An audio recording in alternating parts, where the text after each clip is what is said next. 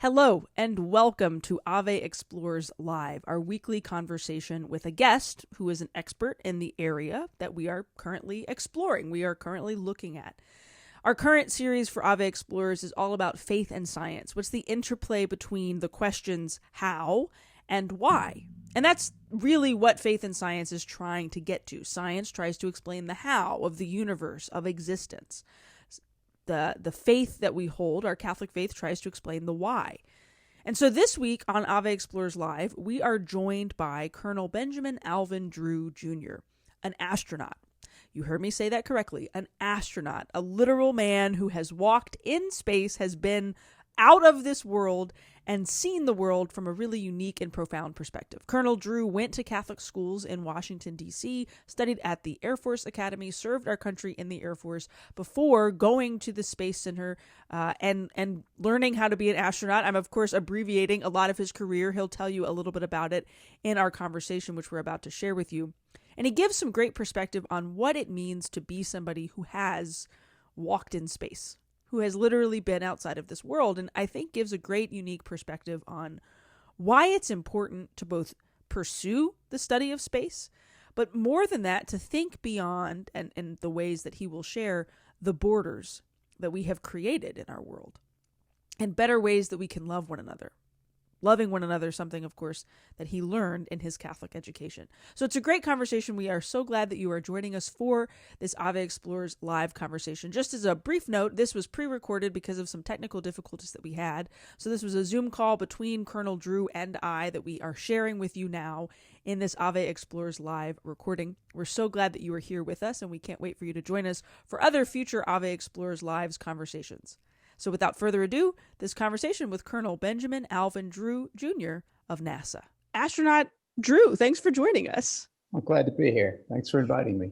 So tell us a little bit about who you are and what you do and where you are in the world. The way I always phrase it with folks is if I were to bump into you in an elevator, I doubt that you would be in your spacesuit, but maybe you'd have a NASA shirt on. So who would I have just met and what would I learn about you? Okay, so I'm Alvin Drew. I like to describe myself as a recovering astronaut. I hung up my wings about 10 years ago.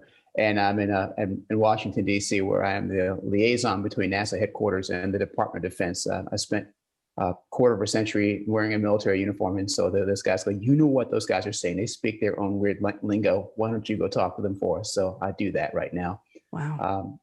Grew up in Washington, D.C., and oddly enough, I have come back at full circle after all the years of being out globetrotting the world in the Air Force and with NASA. I'm back in Washington, D.C.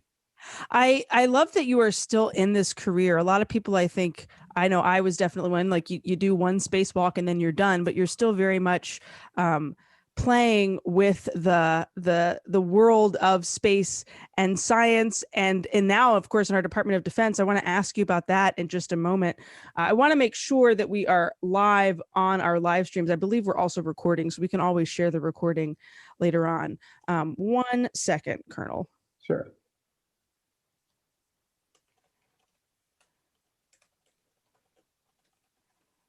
So I'm curious why, when you were a little kid, did you look up at the stars one day and say, I want to be an astronaut? This is what I want to be when I grow up. I want to hit the stars and fly away to space.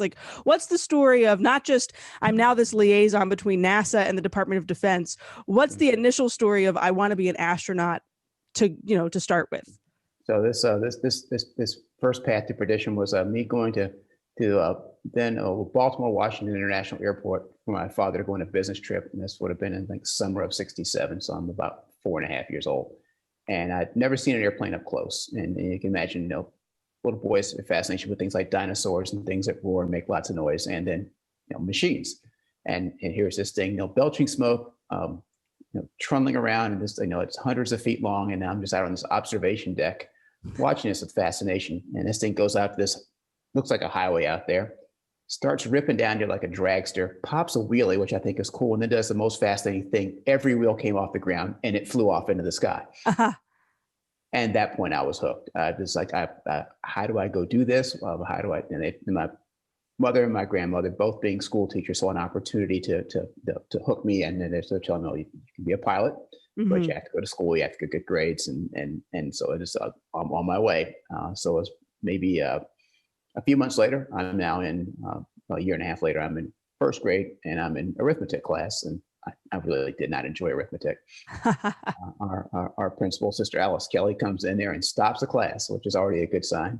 Pulls out a TV set from the corner. It's black and white TV with the rabbit ears. And we're going to watch TV instead of doing arithmetic. And I said, what could possibly be better? We're watching this steaming Saturn V rocket like the one you see over my shoulder back here. And this guy counting backwards from 10. And when he gets down to that, the 0, this thing lights off and blasts off into the sky. Like, what was that all about? And she's explaining to me that, well, we're in a race. We're trying to go to the moon. This is Apollo 7. So this mission won't go to the moon, but we will sooner or later. Now, at this point, I'm 5.5. I know a thing or two that the moon is all the way up in the sky and you can't possibly get there. So this is just crazy.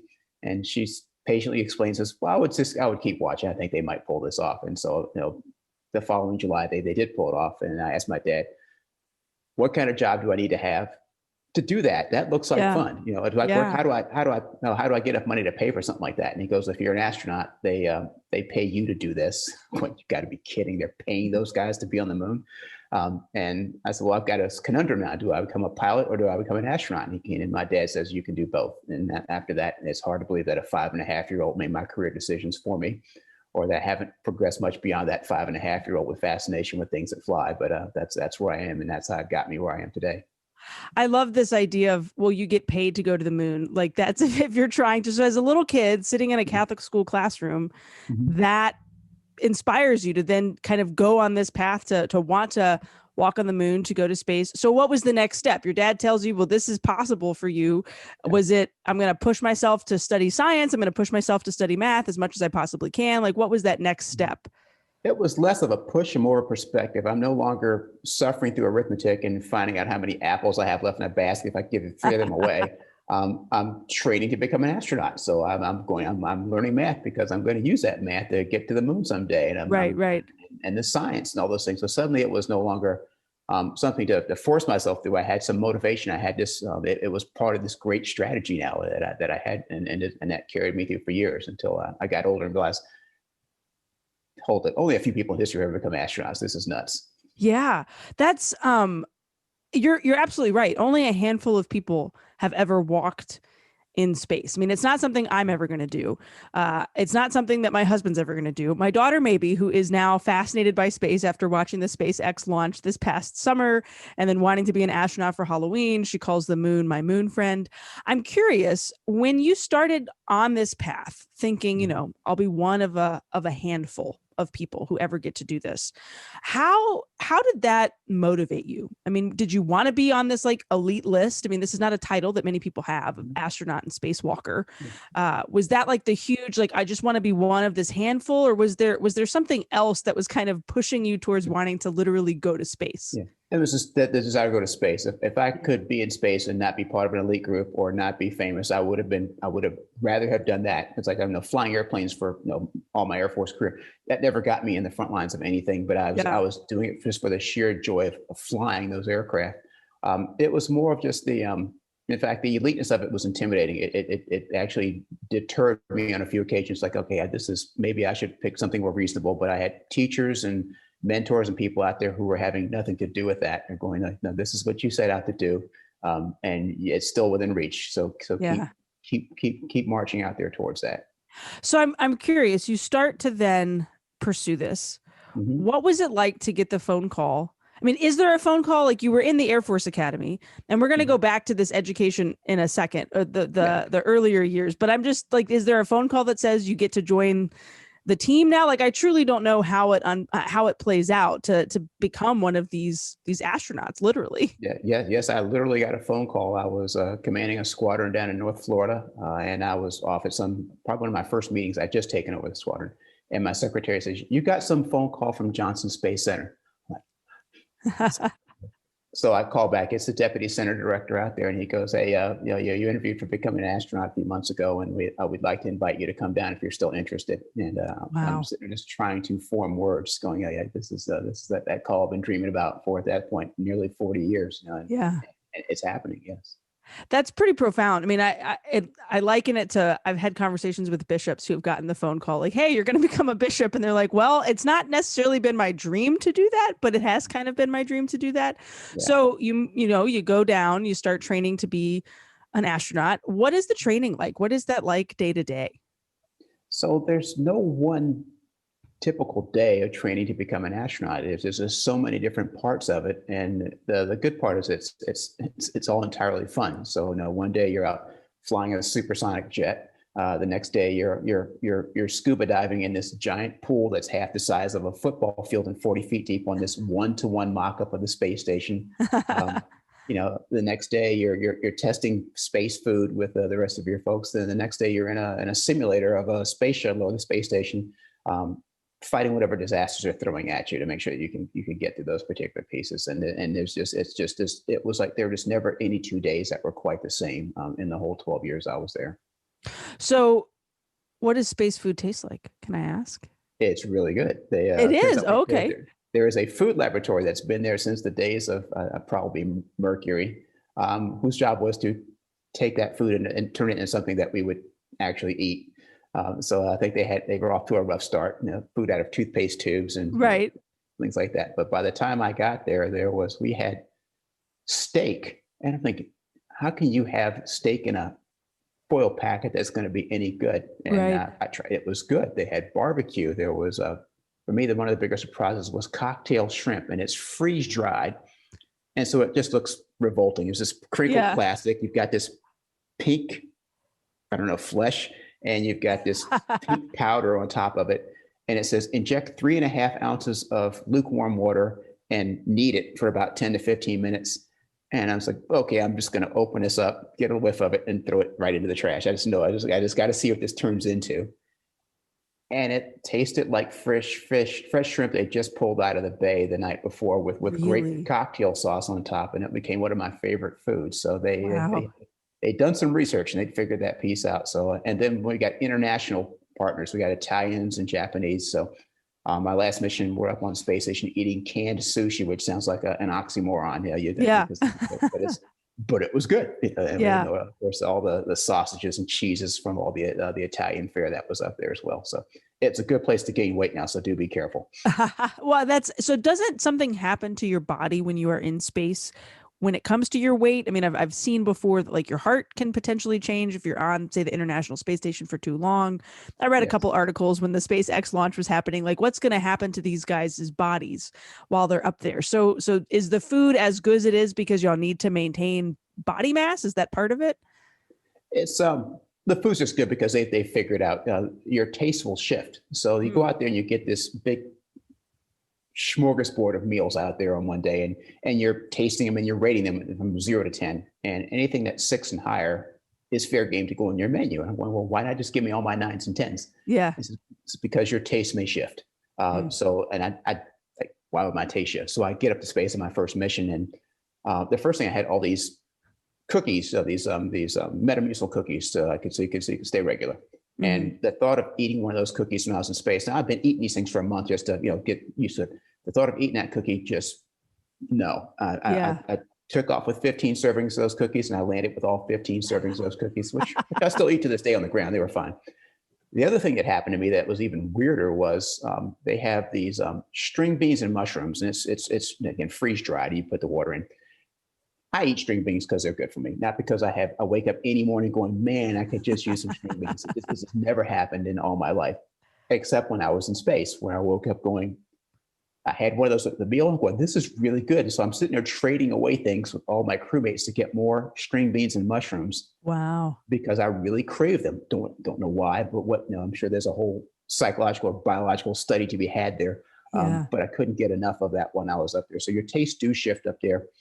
Your physiology shifts as well. The fluids in your body that stay down in the lower part of your anatomy move up. So you can have this. You look like you've been stung by a bee or something, and you've got this this allergic reaction. And it's just the fluids in your head. Your sinuses get a little bit stuffy. And your spine. When I wake up in the morning, I'm 5'10". When I go to bed at night, I'm about 5'9". I can tell people because life is just beating me down. But it's just a compression. Everybody's spine Right. compresses over the day. In space, there's none of that. And in fact, I think when I measured myself, if you're ever in the space shuttle Endeavour in California, there's a mark on the galley where it has the date and me and my height of 5'11", because that's as taller than I've ever been in my life. Wow.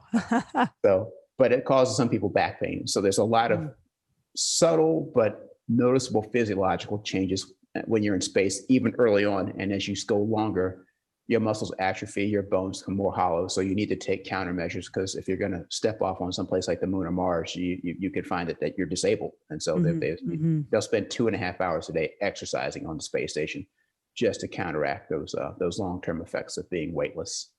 So you're up there. How many times were you able to make a trip to space? I got 2 flights to space, one in 2007 and again in 2011. What is, there's all this preparation that goes in. I mean, this is literally what you have been training to do for years and years and years. What does that feel like when you're taking off? I mean, I spend a lot of time on airplanes. It doesn't even come close to what it must be like to literally launch in a rocket into the sky. I mean, what was running through your head that first launch? Were you worried about your family? Were you scared about something going wrong? Were you just absolutely thrilled that, a little kid sitting back in that classroom all over again? I mean, what was that like? It was surprisingly sobering. Mm. I'm out there on the launch pad on my very first mission, and there's this rocket. I mean, it's as tall as the Statue of Liberty, and it's groaning because you just pull this extremely cold fluid into it, and it's contracting. So it's making these really unnatural noises. There's steam coming out of it. There's guys in white suits running around like something out of a supervillain island or something, and they're all scrambling. They're getting away. They're going to get at least 5 miles away from this launch pad, except for these 6 idiots who are going to strap themselves to this rocket. And I'm going, I could have been an insurance actuary. What was I thinking? And it's just, I just had that brief flash, and of course, the elevator comes down and it says time to get on. And I'm just thinking, like any true aviator, you would rather die in a fireball than die of embarrassment. I'm not going to be the first astronaut to run screaming from this launch pad ever. And I get on, we get strapped in, and the first ride I was in the belly of the shuttle, so I couldn't see out the window. So it's just you're feeling the forces rocking and rumbling, and it is that is surprisingly violent. But then we launch, and then you're hearing all the radio calls, and it's just like the simulator runs you've done at least 1,000 times before. And so it's almost like first thing I got to space was go up to a window to make sure that we're actually in space. We're not in this simulator building pretending we're flying in space. No, there's really the curvature of the Earth. The second mission, I was up in the cockpit, and one of my buddies said, "Hey, we've got this little 5x8 mirror we use for looking at switches behind us. If you hold it up to that moon roof over your head, you can see back down the spine of the shuttle and see all the rockets lighting up." And so, of course, I'm supposed to be looking at monitors and displays. Right. These things have launched 132 times in front, and they've worked every single time. And so I'm like, I'm good. And I'm watching these rockets light up, and I'm looking at just this violent explosion of power coming out of the back of that rocket, and things the size of semis and tractor trailers just being thrown like toys away from that flame trench. And I put the mirror down, stuck it under my knee, and went back to monitoring that computer because that was calming. Yeah, I can imagine. I mean, you're using the word violent, even just like watching on the couch, Yes. seeing the power that is going into this. You Yes. get up to space. What's your first thought when you see that curvature of the Earth? What's your first thought when you look out to the vast, I'm not going to say nothingness because we know there's stuff up there, but it kind of probably felt like nothingness at first. It feels like nothingness. You just, because you can't see the stars in daylight. So it's just this black void.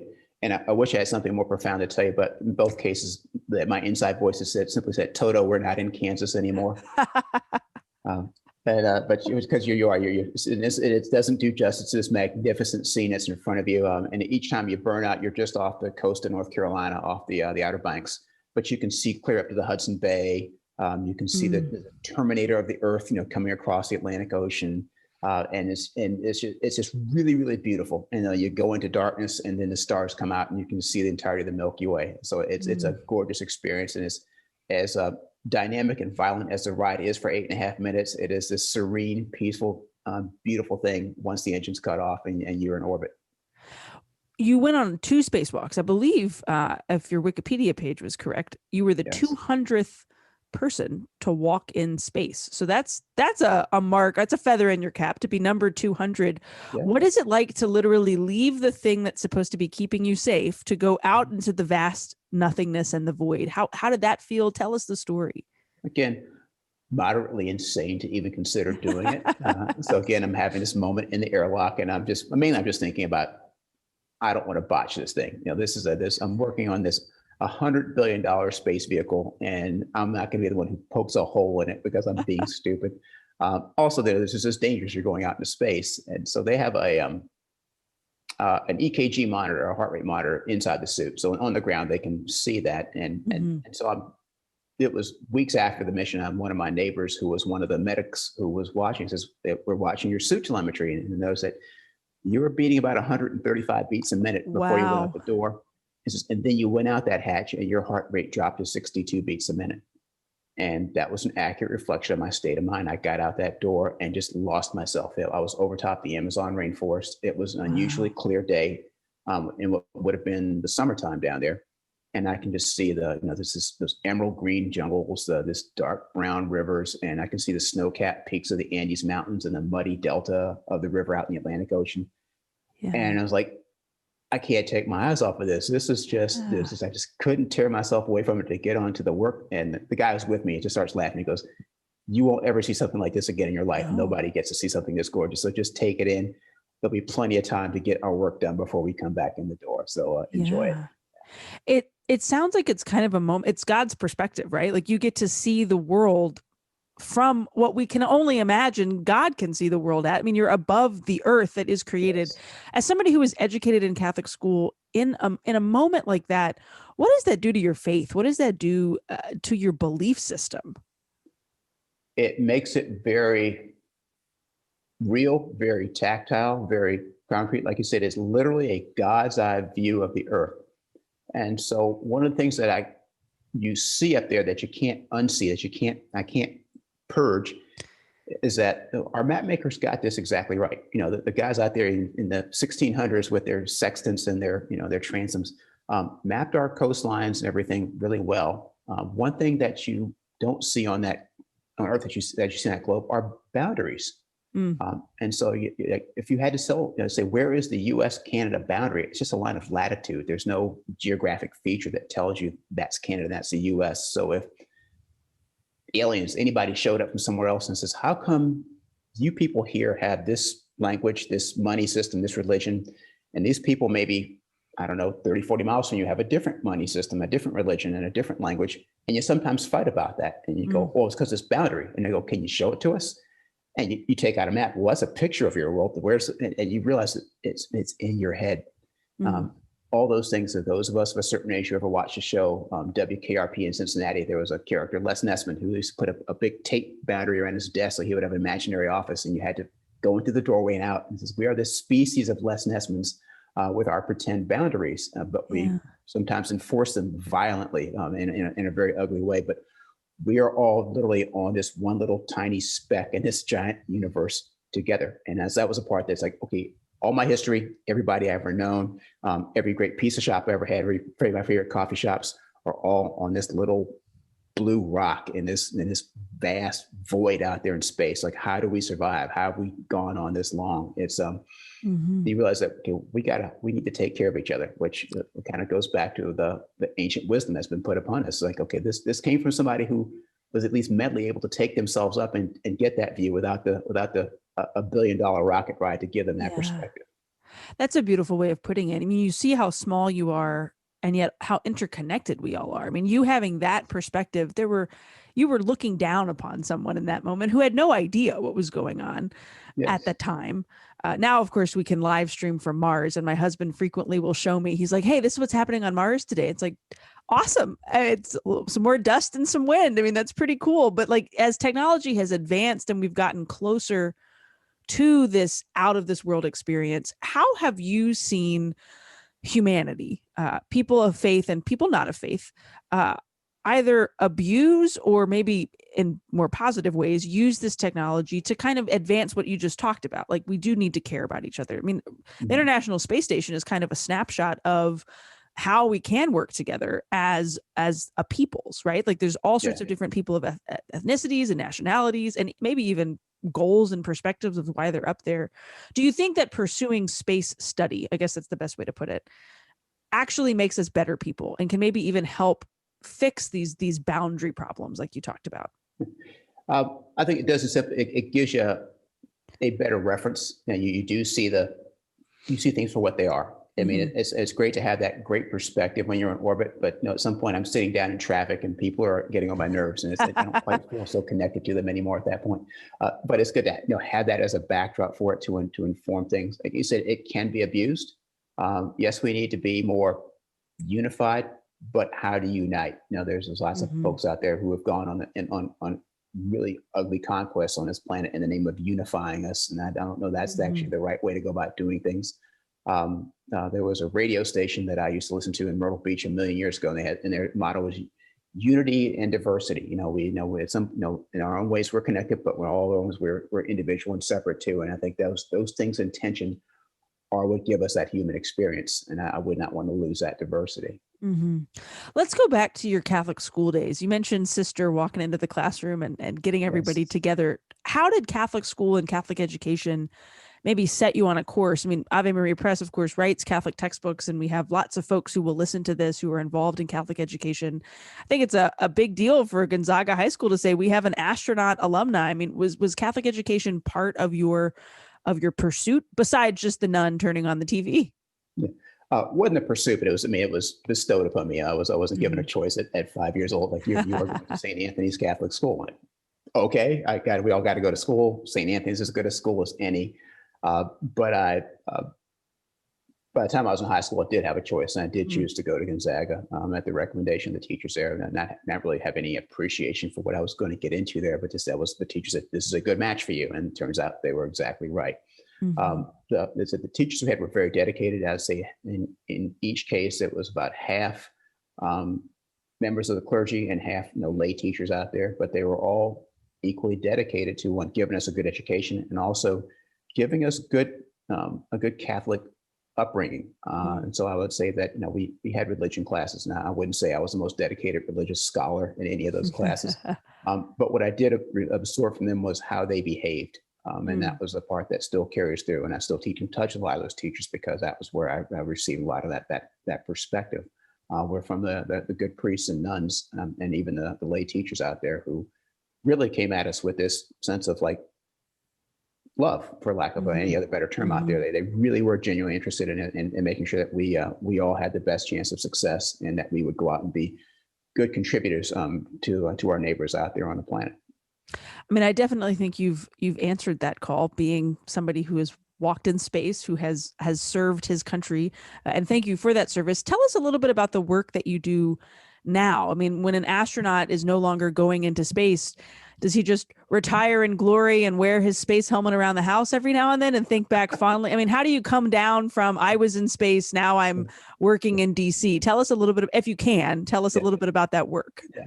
So I remember worrying about that even before I got in the astronaut corps because it occurred to me that that Neil Armstrong and Buzz Aldrin at some point they weren't on the moon anymore, but these Right. guys are in their late 30s. And it's like if you've got maybe half your life still in front of you, what are you going to do to top that? So, and the answer is you don't. You had this moment where you get to go do this, and so I by the time I got the astronaut corps, I looked at it as less of a thing I'm going to be the rest of my life, and more of an opportunity to go out and do something like say join the Peace Corps. Mm. You go to some country, you have a great experience, and you let that come back and inform what you do with the rest of your life. And so I thought that, and it turns out that was a very helpful perspective to have. So when it came time to hang up the spurs, as I'm looking at when I get there, I realized that almost nobody in that office had been there more than 15 years. Mm. And we'd had astronauts for a lot longer than that. Mhm. Where did they go? Why wouldn't you? This is the place these guys have worked so hard to get to. Why aren't they still here? And a lot of the older astronauts, at some point, you're going to know it's you. You will have done what you came here to do, and you will know that it's time to move on. And sure enough, 12 years later, I wasn't through any kind of falling out or grand cataclysms. Like, okay, this was good, but I've got other things I like to get done.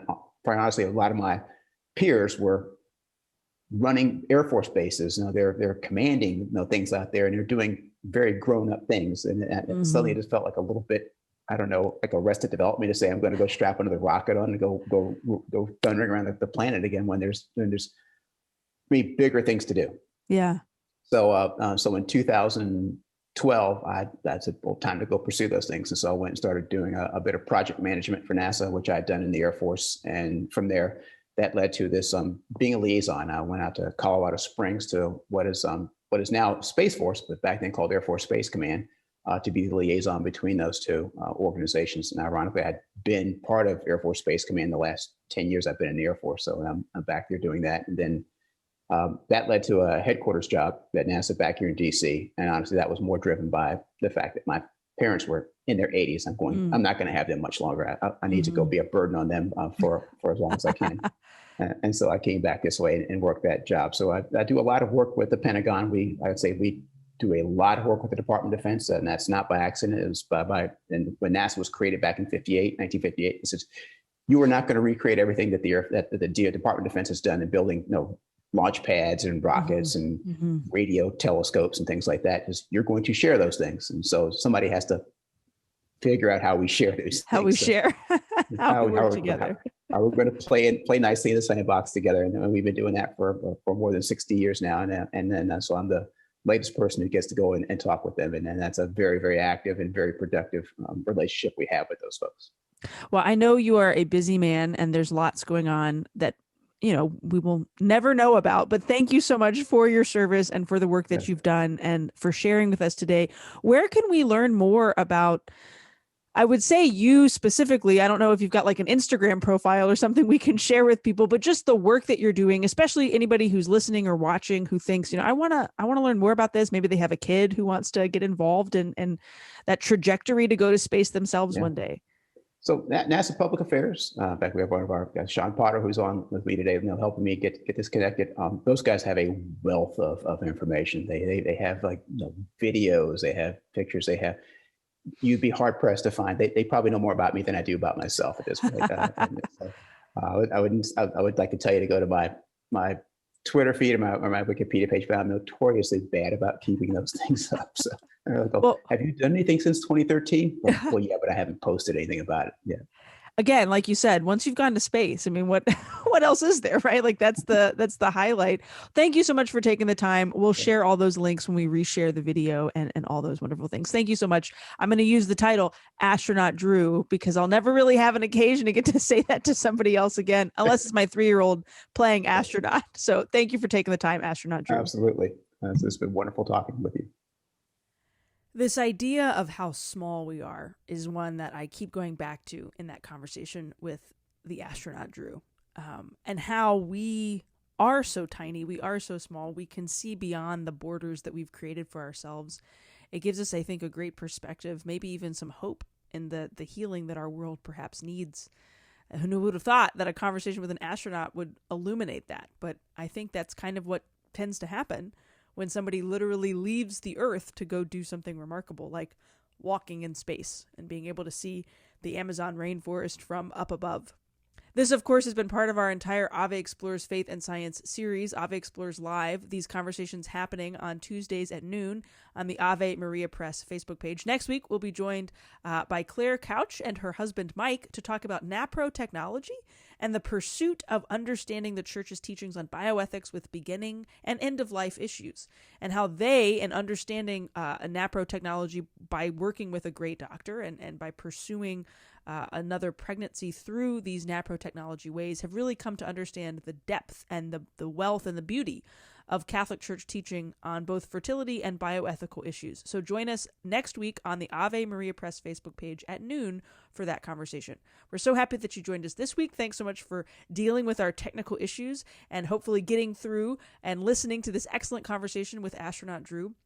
You can find out more on the NASA Public Relations website, which we'll share a link to. And we hope that you share this conversation so that other folks can hear the great wisdom from someone who has walked in space. Thanks for joining us. We'll see you soon.